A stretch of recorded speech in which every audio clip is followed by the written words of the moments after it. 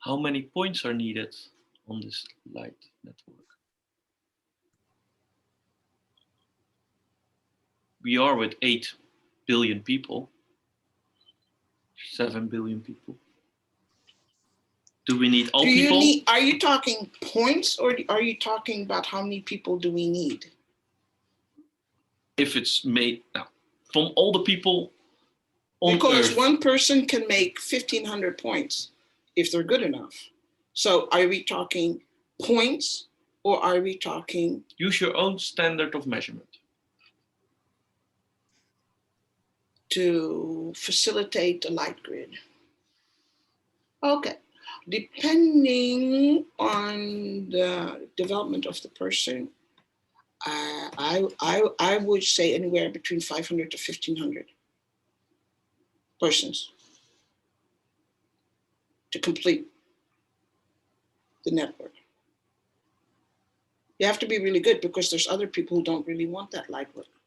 And when that network is in balance, then the Earth can be in balance, or?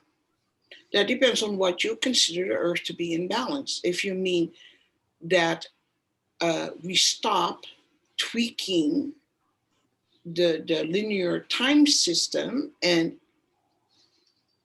increasing the evolutionary process to a devastating effect where nature can no longer keep up and adjust.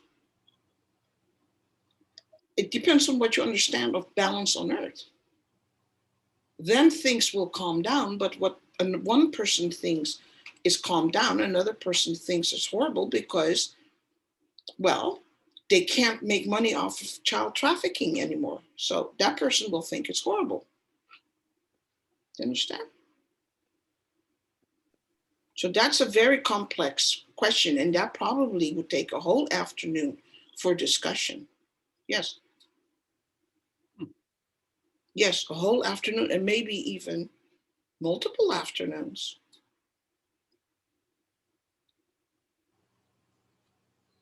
Why are you laughing? So funny. Okay, next question. I have some other questions here. Oh, this is a fun one. Is there a difference in the perception of time when we talk about an earthly year or a universal year, but also the years for reincarnation, like you are dead, and are you reincarnated within a year, or will it take? You can disguise your question any which way you like, Mark. You know, because last time I said, no, we're not going to do that one. But yes, the linear time system is not capable of holding all forms of the passing of time. Okay, there is this thing where everything can happen at the same time, but it depends on when you perceive it to be happening. So, yes, that's as close as I'm going to get to this evening. We can discuss that some other time, because it was a tricky. It has to do also with the hereafter, what you get done here, what you can get done without a body, and if you're going to reincarnate or not, and how long it could take. Translated into linear time, which is what we experience here in the three-dimensional world, then it can end up, these answers could end up being scary. That's my experience from the past. Not scary for me, scary for the listeners. And this is going to be posted. Oh, even what I'm saying is going to be posted publicly. Oh, well. Yeah. Okay, at least it was honest. To be discussed some other time.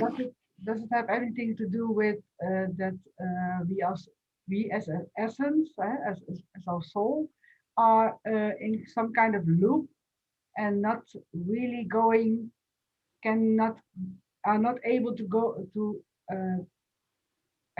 escape from the looping, from incarnation, living, dying of the body, and we are incarnating again?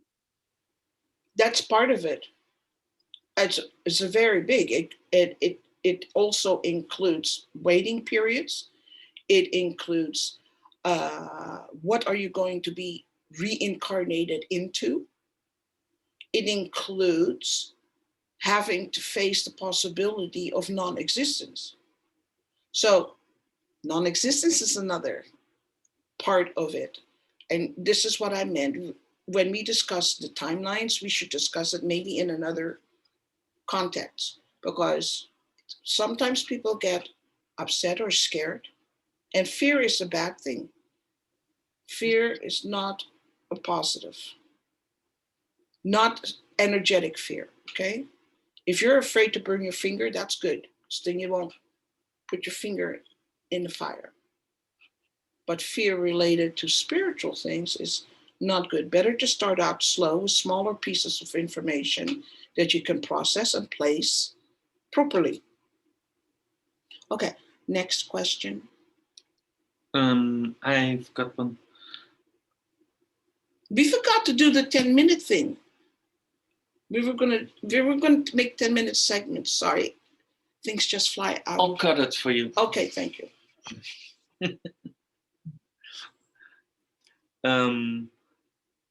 Are we visited on Earth not only by other species, but also from different times?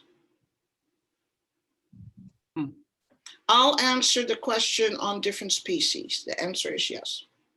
Time has to do with that other thing again, and that gets too big. So I won't answer that. I'll choose not to answer that. We talked about the environment and what's around you. What can you do right now to get the best out of the current environment? If we talk about air, food, and all the pollution. Okay. All the pollution and all those things are really big. The best place to start is be conscious of what you personally do every day. You know what? Don't make it too hard on yourself. For most people, June doesn't need this. June is very conscious about these things. But for the people who are listening, okay, take one day out of a week and try to be conscious of every single thing that you do. That will make you aware of every single thing that you do and use and throw away that isn't necessary for you to do or use or throw away, that has a negative impact on our environment.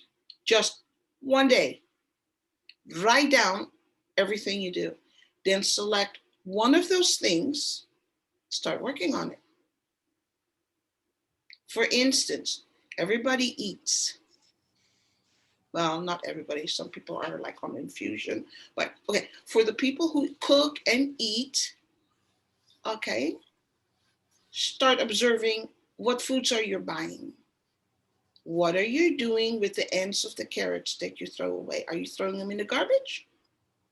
Or are you taking the trouble to make compost? Little things. And I understand if you live in a flat and you don't have a balcony, it's highly unlikely that you will compost. Okay? But lots of people can do little things. The point is become aware. When you become aware and you allow yourself to be aware, you are also accepting responsibility for your own actions and your impact on life outside. You can't take responsibility for something you're not aware of. Don't freak out. You'll probably hit a phase where you feel guilty. Okay? And then people go to extreme.